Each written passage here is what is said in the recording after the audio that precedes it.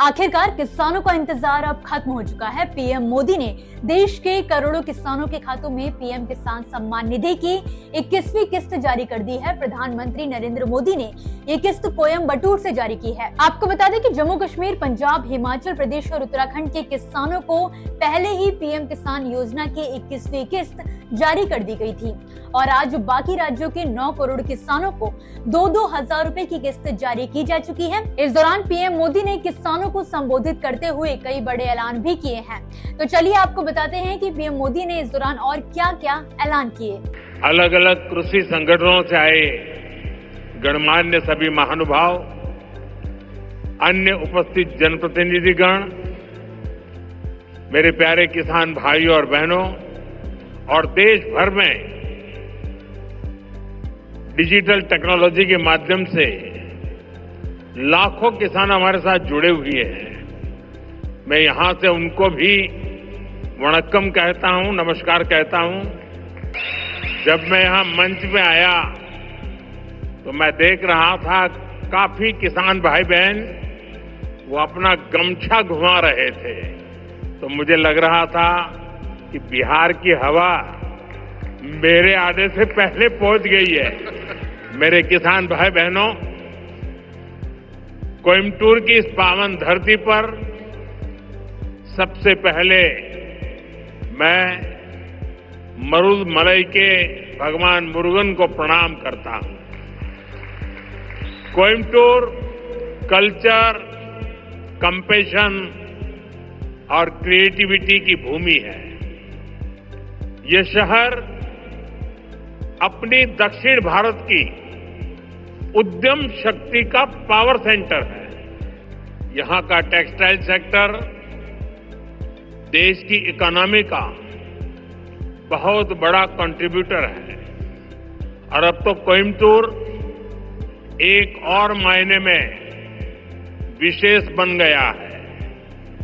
यहां के भूतपूर्व सांसद सीपी राधाकृष्णन जी अब उपराष्ट्रपति के तौर पर हम सबका मार्गदर्शन कर रहे हैं। साथियों, नेचुरल फार्मिंग एक ऐसा विषय है जो मेरे दिल के बहुत करीब है।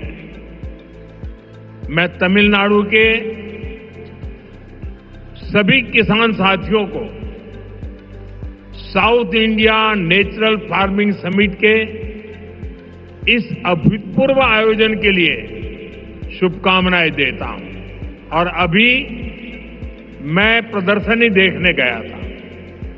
मुझे बहुत किसानों से बातचीत करने का सौभाग्य मिला और कोई मैकेनिकल इंजीनियरिंग करके पीएचडी करके खेती कर रहा है, कोई नासा में चंद्रयान का काम करते करते छोड़ करके खेती कर रहा है और खुद खेती करता है। इतना ही नहीं, अनेक किसानों को वो तैयार कर रहे हैं, नौजवानों को ट्रेन कर रहे हैं।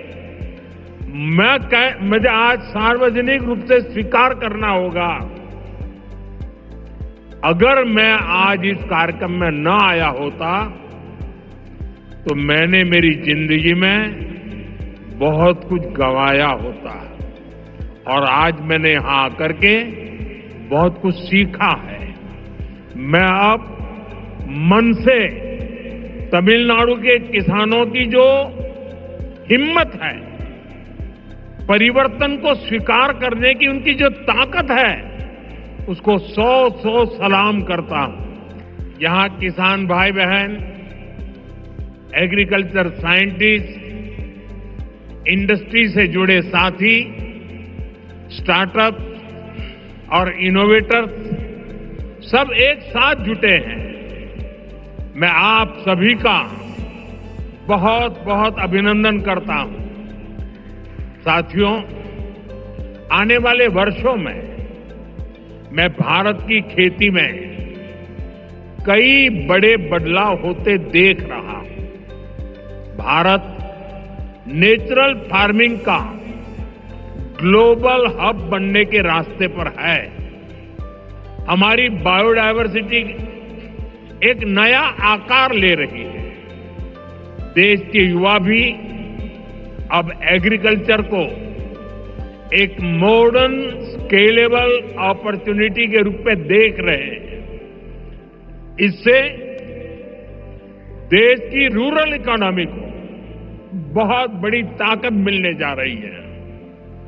मेरे किसान भाई बहनों, बीते 11 वर्षों में देश के पूरे कृषि सेक्टर में बहुत बड़ा परिवर्तन हुआ है। हमारा एग्रीकल्चरल एक्सपोर्ट करीब 2 गुना हुआ है। खेती को आधुनिक बनाने के लिए सरकार ने किसानों को मदद देने का हर रास्ता खोला है।